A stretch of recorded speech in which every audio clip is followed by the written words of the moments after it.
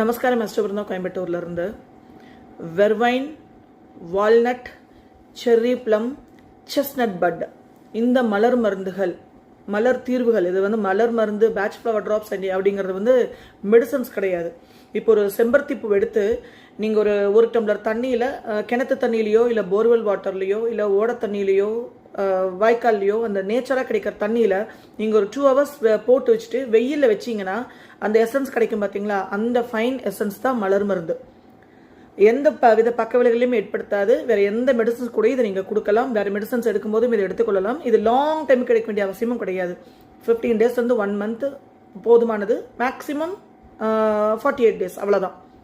இப்போ நான் சொன்ன இந்த 4 மலர் மருந்துகளும் மலர் தீர்வுகளும் பார்த்தீங்கன்னா டி அடிக்ஷனுக்கு உண்டானது. ஒரு விஷயத்தில் அது டிவியாக இருக்கலாம், பான் மூவிஸாக இருக்கலாம், தேவையில்லாத பழக்க வழக்கங்களாக இருக்கலாம். இந்த 4 ஃப்ளவர் ட்ராப்ஸ் நீங்கள் கொடுத்தீங்கன்னா அவங்க அதுலேருந்து வெளியே வந்துடுவாங்க.